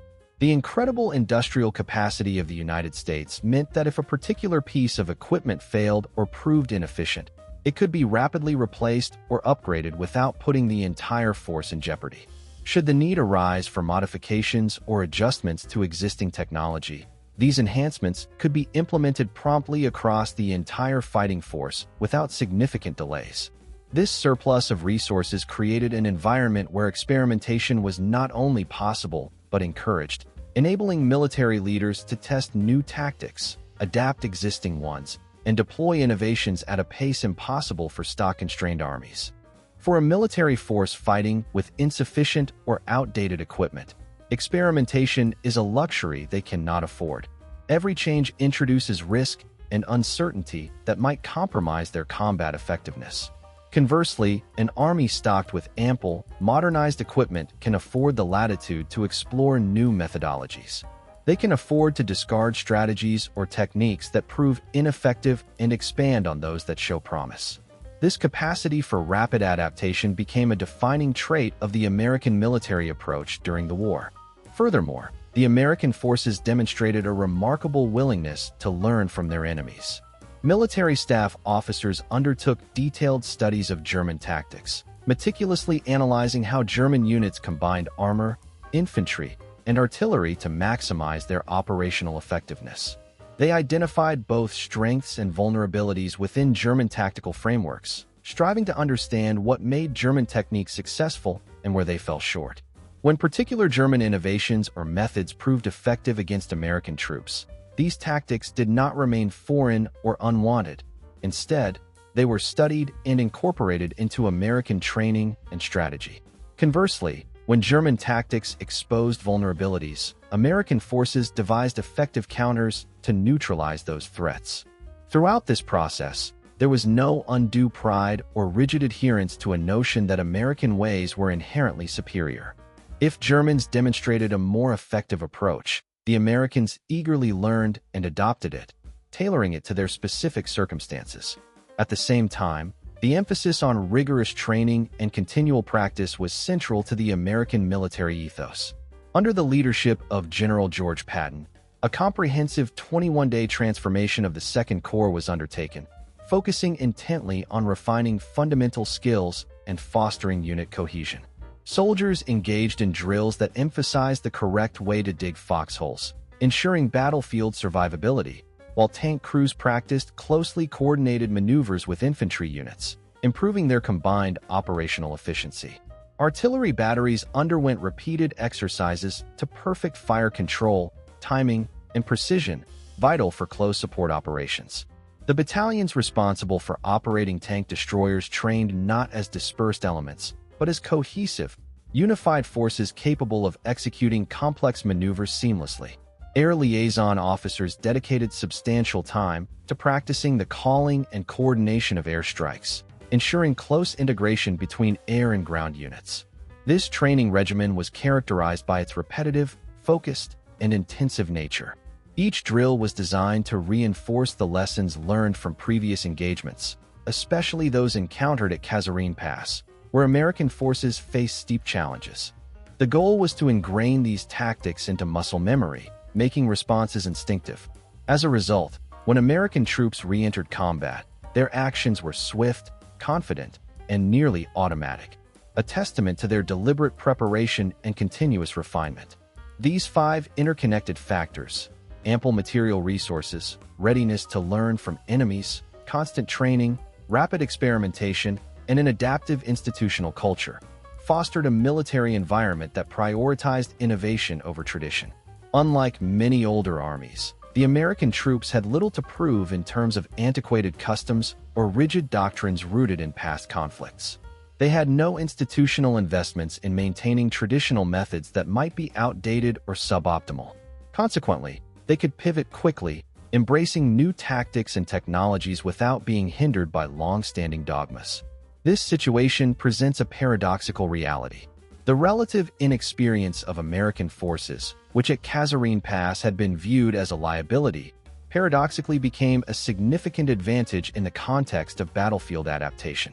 Their lack of ingrained habits and resistance to change meant they were more agile, capable of unlearning ineffective strategies and adopting superior ones with remarkable speed. Their fresh perspective and flexible mindset allowed them to innovate rapidly, a critical edge in the dynamic and fast-evolving environment of modern warfare. This ability to adapt was not overlooked by military historians such as Gerd Weinberg.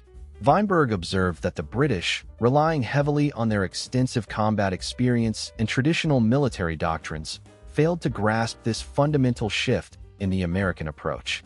Following the engagement at Kasserine Pass, senior British commanders, namely Montgomery and Alexander, drew conclusions that painted the American troops as poorly trained, poorly led, and unlikely to improve rapidly.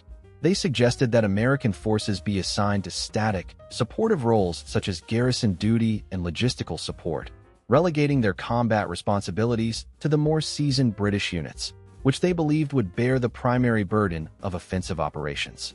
This assessment was rooted in years of British military experience fighting German forces on the European continent, experience that shaped their expectations and strategic judgments.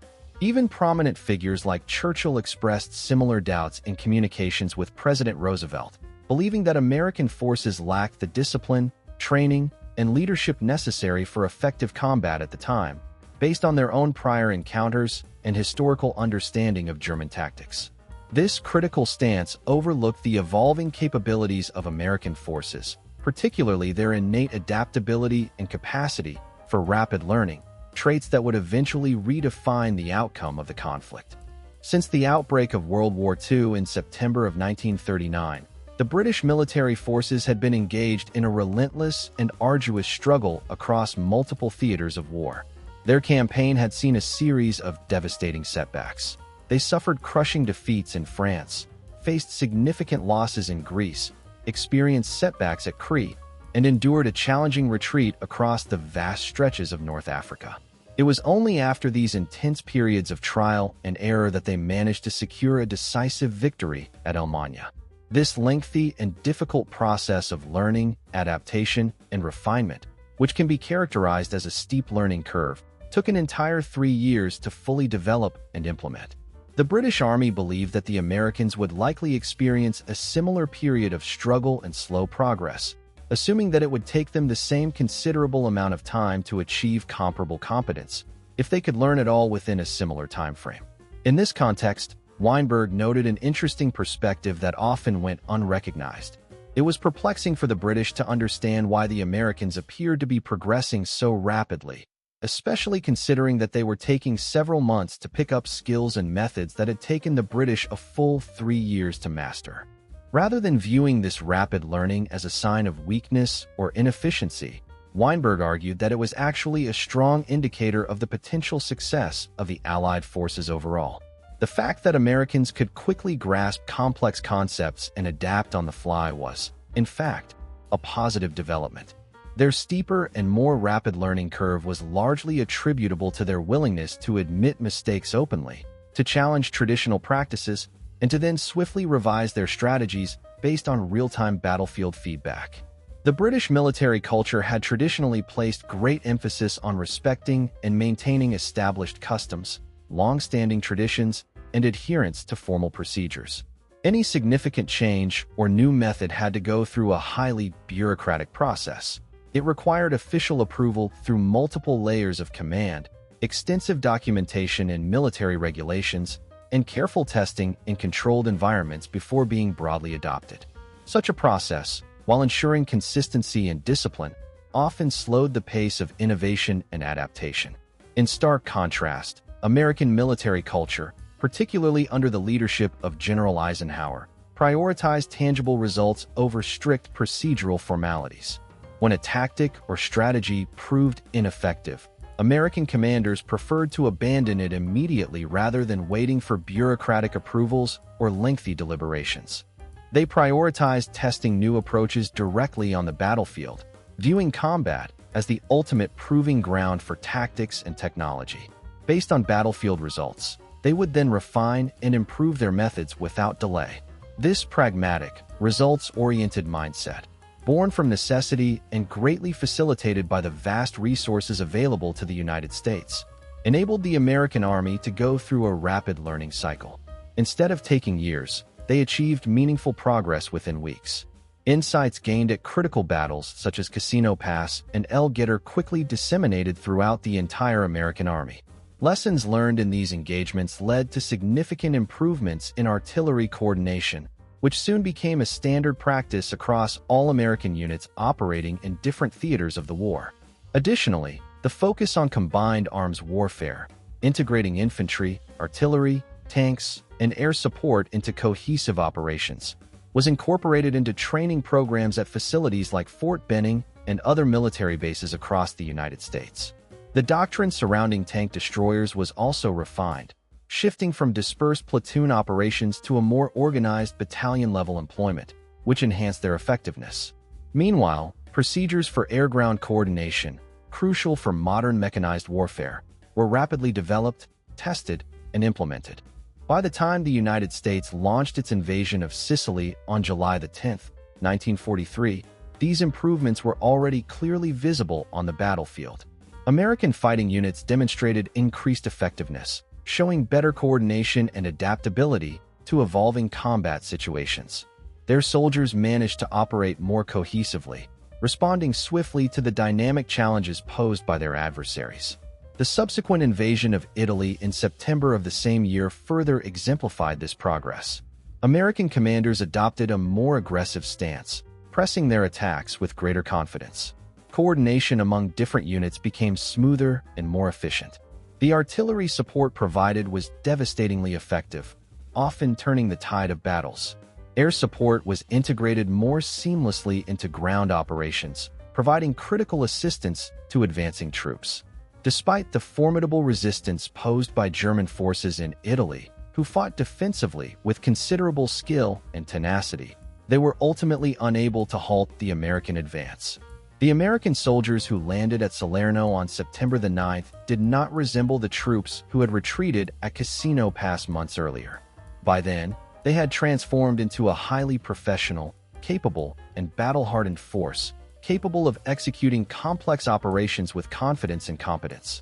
By the time the Americans launched their major assault in Normandy in June of 1944, their army profile had undergone a complete transformation. The force that stormed the beaches was among the most formidable fighting entities in the entire world at that time. They possessed superior coordination of artillery, exceptional air support, well-integrated combined arms tactics, and experienced leadership at every level. While they were not infallible and made their share of mistakes, their resilience and adaptability shone through. The Normandy campaign proved to be exceptionally challenging. The German defenders fought tenaciously, employing skillful defensive tactics intended to slow the Allied push. Nevertheless, the American forces proved adaptable and resourceful, continuously overcoming each new obstacle with determination and innovation. When they first encountered the challenging terrain and complex obstacles at the Hydros region, the American forces responded with remarkable ingenuity by developing specialized tools known as hydro cutters. These innovative devices were designed specifically to overcome the tough thorny barriers and dense vegetation that made progress difficult, allowing them to navigate more effectively through the rugged landscape. As they faced increasingly formidable German armor, their strategy evolved in response, leading to the deployment of air support in coordination with highly mobile tank destroyers, which were quickly brought into action to counter the heavily armed German vehicles. Recognizing that traditional tactics were insufficient against the formidable defenses of the German military, American commanders adapted swiftly. When the enemy's fortifications proved too resilient, they concentrated their firepower through massive artillery barrages that shattered the defenses and forced the Germans into retreat. This relentless process of learning and adjusting, what one might call a culture of adaptation, was forged in the intense and grueling campaigns in Tunisia and gradually became the defining characteristic of the American military approach in Europe during the war. The contrast with other Allied armies operating on the continent could not have been starker. British forces in Normandy, for example, relied heavily on tactics and strategies that had been used in North Africa, often replicating their earlier methods without significant modification, which sometimes limited their effectiveness against the evolving German defenses. Similarly, Soviet troops employed the large-scale assault tactics they had perfected during the brutal battles at Stalingrad, repeating their proven strategies rather than continuously innovating on the battlefield. By contrast, German forces persistently tried to fight the same war they had waged during their campaign in France in 1940, sticking to familiar tactics that increasingly proved insufficient against the adaptable Allies. Meanwhile, American forces demonstrated a constant evolution of their methods. They identified shortcomings in their tactics, quickly devised new solutions, implemented these improvements effectively, and then moved on to tackle the next challenge head-on. This relentless cycle of adaptation was not simply a matter of inherent superiority among American soldiers compared to their British, Soviet, or German counterparts. Instead, it was largely driven by the unique structure of the American military system, which actively encouraged and rewarded flexibility, creative thinking, and rapid learning. The ability to adapt swiftly on the battlefield had significant strategic consequences, giving American forces a distinct advantage. Because they could modify their tactics faster than their enemies, they forced German commanders into a continual state of adjustment. German forces attempting to counteract American advances found that by the time they formulated a credible response, American tactics had already evolved, rendering their previous countermeasures obsolete. This created a relentless tactical tempo that German forces found increasingly difficult to match. They were often reacting to American innovations rather than pioneering their own, which eroded their ability to maintain initiative in the field. This capacity for tactical initiative, the power to impose your rhythm on the enemy and make them adapt to you rather than vice versa, was a direct outcome of the valuable lessons learned during the campaigns at Tunisia. The profound transformation from the tough, mountainous passes of Kasserine to the strategic region of Guettar exemplifies this rapid adaptation and exemplifies what is considered the fastest large-scale strategic and operational adjustment in modern warfare history. Over the course of just 27 days, from experiencing what could have been a humiliating defeat, American forces managed to turn the tide and achieve decisive victory. This period saw a remarkable transition, from tactical incompetence to operational effectiveness in less than 4 weeks, a feat that sets a record for speed and thoroughness in modern military history. The level of efficiency demonstrated during this transformation was unprecedented, showcasing a level of flexibility and learning that was both impressive and influential. The lasting impact of this rapid adaptation extended well beyond the immediate context of World War II. As a result of the lessons learned during the events of February and March of 1943, the American military embedded the principle of rapid adaptation into its institutional culture. After-action reviews became mandatory procedures, requiring units at all levels to critically examine their failures and successes, identify problems, and develop concrete solutions. The expectation grew that commanders and soldiers alike would learn from each engagement and continuously improve their methods. Those who were unable to adapt or refused to implement necessary changes faced removal from their positions, reflecting a zero-tolerance policy for stagnation or complacency. This emphasis on deriving lessons from combat experiences deeply characterized the evolution of the American military doctrine and methodology. It was a fundamental aspect that originated directly from the intense and instructive campaigns at Kasserine and Guettar, seared into the collective operational memory. While other militaries studied the American approach diligently, they often struggled to replicate its success. The British military, steeped in tradition and long-established procedures, maintained its focus on conventional tactics and hierarchical command structures, which sometimes hindered agility. The Soviet military doctrine prioritized centralized control and standardization, emphasizing massed assaults and uniform tactics that lacked the flexibility needed for rapid innovation. The German military valued aggressive initiative on the battlefield, but its institutional frameworks often hampered the ability to learn and adapt at the operational level swiftly. In contrast, the American military combined decentralized authority, empowering commanders at various levels to foster innovation, a culture of organizational flexibility that prioritized systematic analysis and iterative improvement. This distinctive blend of approaches remained unique among the major fighting forces of World War II.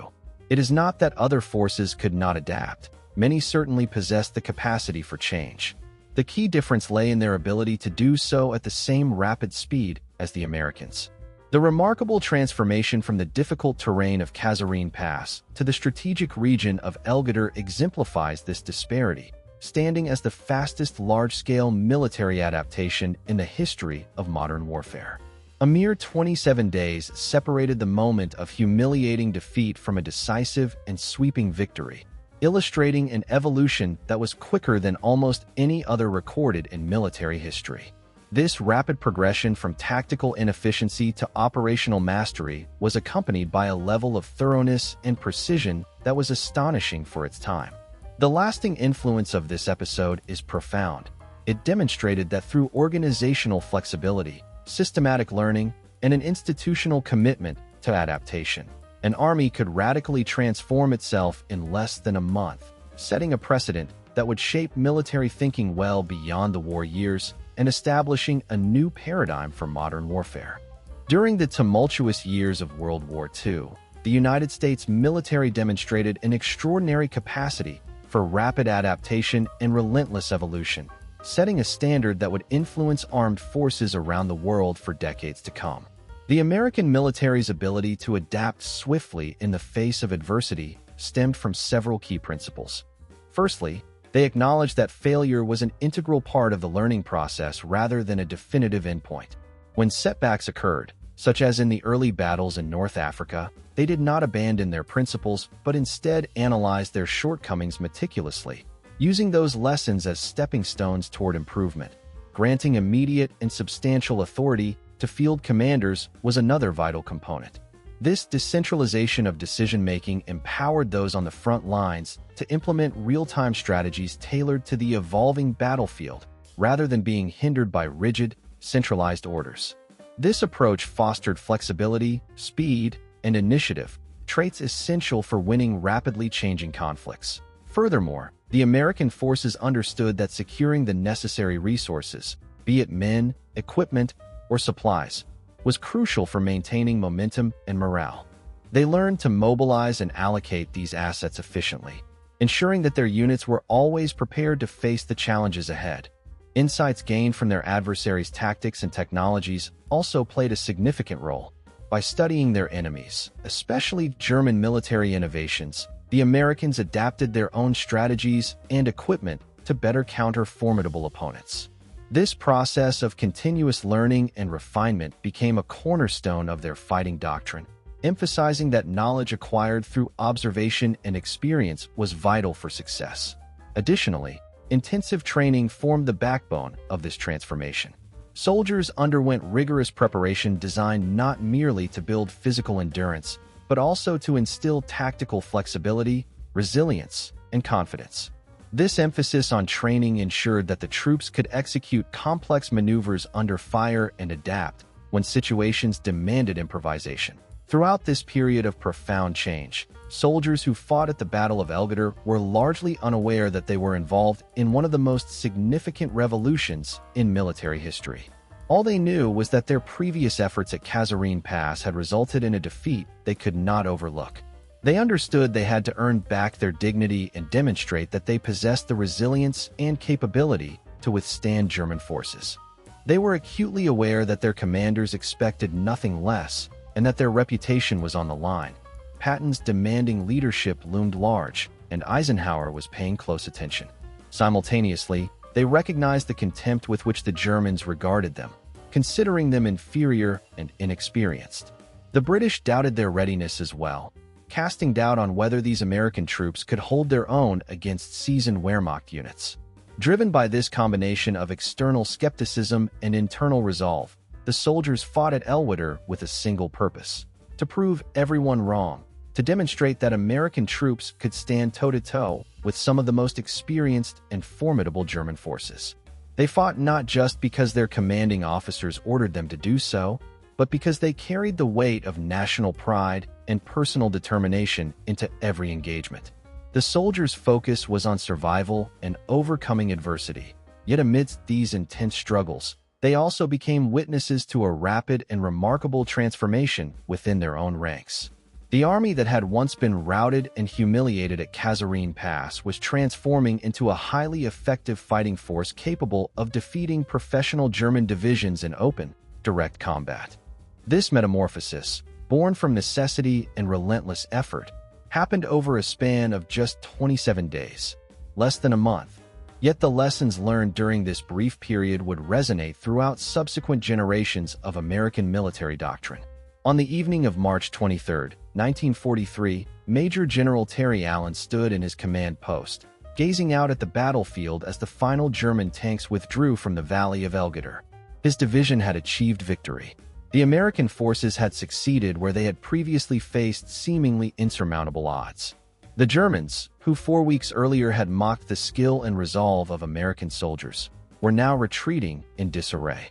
The British, who had expressed doubts about American capability, would now need to reassess their assumptions. The Italian forces, confident at the outset and expecting an easy victory, found themselves entrenched in defensive positions amid the hills. Instead of attacking, they had become the ones defending. Yet, despite this hard-won success, Major General Allen did not indulge in celebration. He was well aware that further battles and hardships still lay ahead. The Tunisian campaign was far from over. It would continue for another 6 weeks until the Axis powers surrendered unconditionally on the 13th of May, 1943. Nonetheless, an undeniable shift had occurred. American forces had demonstrated that they could learn, adapt, and outfight their enemies at a pace unmatched by other armies engaged in the war. Their experience at Guettar had shown that even from the depths of one of the worst defeats imaginable, it was possible to forge a pathway toward victory. a blueprint for transformation that would shape the future of American military operations for generations to come. In essence, the true victory at Guettar was not merely the tactical victory over the 10th Panzer Division, but rather the profound institutional achievement, the overcoming of failure itself. This story, which encapsulates resilience, learning, and profound change, continues to inspire. If this narrative resonates with you as powerfully as it does with us, consider reflecting on its lessons. Each acknowledgement, each nod of appreciation, contributes to the wider dissemination of these important stories. Every detail, every lesson, underscores the importance of adaptation, courage, and the relentless pursuit of progress in the face of adversity. If you are tuning in from the United States, the United Kingdom, Canada, or Australia, or indeed from any other corner of the world, know that you are part of a vast, interconnected community that extends across the entire globe. Your presence here is more than mere observation. It is a vital contribution to preserving and honoring precious memories that might otherwise fade away with time. We encourage you to share where you are located, to let us know you're part of the world, and if you or someone in your family has served in the military or in any other capacity, please feel free to mention it. Such details help deepen the sense of connection and shared history among all those involved. By simply reaching out and letting us know that you are here, you play an essential role in this collective effort to keep these stories alive. Thank you for your engagement, for watching and supporting these efforts. Your participation ensures that these meaningful transformations and historical moments do not slip into oblivion or fall silent in the quiet of forgotten years. Every story, every memory, deserves to be remembered and respected. It is through your involvement that these precious memories are kept vibrant and accessible for future generations, helping to bridge the past with the present. In this way, your actions contribute significantly to the ongoing mission of making sure these memories are passed down, cherished, and honored, ensuring they remain a living part of our shared history. Your support is not just passive. It actively sustains these legacies and guarantees that the stories of those who came before us continue to inspire and educate.